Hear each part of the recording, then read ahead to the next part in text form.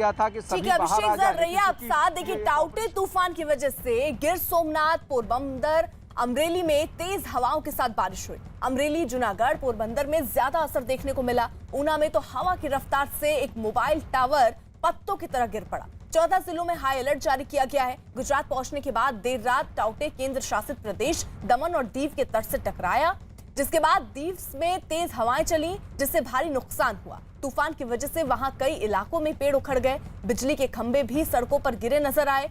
गोवा में भी टाउटे के असर से भारी नुकसान हुआ। गोवा में जगह जगह पेड़ टूट गए, जिन्हें एनडीआरएफ की टीम हटाने में जुटी हुई है।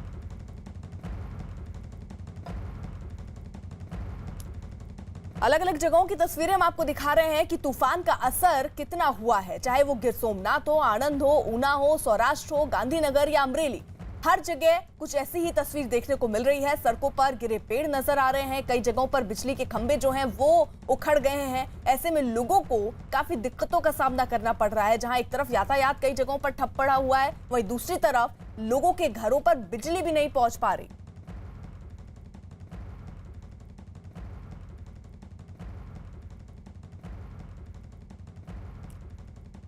हमारे साथ हमारे सहयोगी इस वक्त गिर सोमनाथ से प्रणव भी जुड़ चुके हैं, उनका रुख कर लेते हैं। प्रणव, किस तरीके के हालात अभी वहां पर बने हुए हैं, क्योंकि तूफान का काफी असर देखा गया, जिसके बाद कई जगहों पर पेड़ गिरने की खबरें आई, कई जगहों पर बिजली के खंभे उखड़ गए।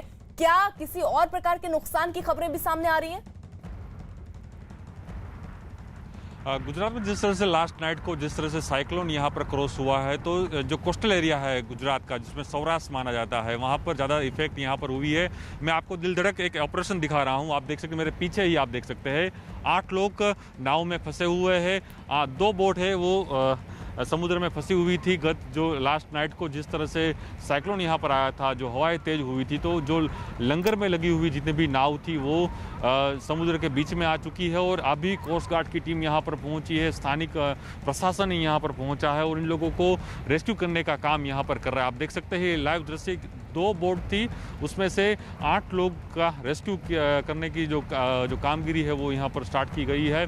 यहाँ पर कोस्ट गार्ड की मदद ली गई है, यहाँ स्थानिक प्रशासन की मदद ली गई है। एनडीआरएफ की टीम यहाँ पर स्टैंड बाय है, यहाँ पर एम्बुलेंस को स्टैंड बाय किया गया है, क्योंकि माना जा रहा है लास्ट नाइट तक ये लोग समुद्र के बीच में पहुँच गए थे। लेकिन जिस तरह से हवा जो जिस तरह बढ़ रही है और समुद्र में भी करंट ज़्यादा दिख रहा है, तो तूफान ज़्यादा दिख रहा है, इसलिए ये बोट अभी किनारे पर आ रही है, लेकिन वो आ नहीं पा रही है, दिक्कत हो रही है। तो इसी वजह से कोस्ट गार्ड ने यहाँ पर की हेल्प ली गई है। कोस्ट गार्ड की टीम यहाँ पर पहुंची है, यहाँ के स्थानिक प्रशासन भी पहुंचा है और आप देख सकते दिल धड़क ऑपरेशन यहाँ पर आप देख सकते हैं कि ये यहाँ पर हो रहा है। हम जो गुजरात की बात करूँ तो गुजरात में जिस तरह से कोस्टल एरिया 1600 किलोमीटर का कोस्टल एरिया गुजरात में यहाँ पर है, तो यहाँ पर ज़्यादातर इफेक्ट यहाँ पर हुई है, क्योंकि दीव दमन के बीच में जो साइक्लोन है वो यहाँ पर से क्रॉस हुआ था।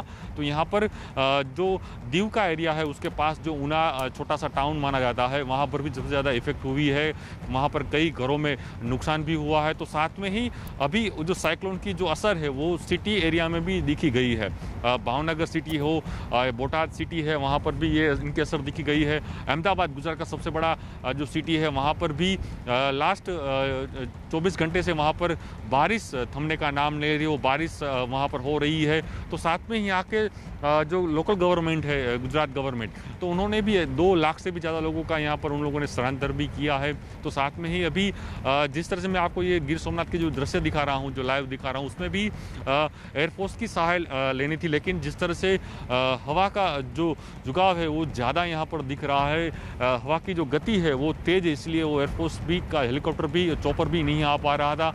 ऐसी स्थिति थी, इसलिए कोस्ट गार्ड की टीम को यहाँ पर अभी समुद्र में उतारा गया है। साथ में स्थानिक जो नाव के मछुआरे वो लोग भी दूसरे लोगों को बचाने के लिए और पहुंचे, लेकिन अब कई घंटों से ये रेस्क्यू हो रहा है, लेकिन फिर भी लोगों को बचा नहीं पा रहे, क्योंकि जिस तरह से करंट जो समुद्र में दिख रहा है, तो उस वजह से उन लोगों की यहाँ पर दिक्कत हो रही है, परेशानी यहाँ पर हो रही है। पवन की भी गति है, यहाँ पर नॉर्मल बारिश भी गुजरात के कई इलाकों में यहाँ पर देखी जा रही है। सबसे बड़ी बात यह है गुजरात में जो कोस्टल एरिया है, सौराष्ट्र का जो पंथक माना जाता है, जाता है। सौराष्ट्र में ज़्यादातर इसकी इफेक्ट यहाँ पर देखी गई ही। कई रास्ते यहाँ पर बंद करने की भी ज़रूरत यहाँ के स्थानिक प्रशासन ने उनको भी ज़रूरत पड़ी थी। तो 9 से भी ज़्यादा यहाँ के जो हाईवे है उनको यहाँ ठीक है, पर जरा close रहिए किया आप गया साथ। था। देखिए गुजरात में हाईवे टाउटे पर, तूफान किस कदर आफत बना है, इसकी एक तस्वीर ऊना में भी दिखाई पड़ी। वहां तूफान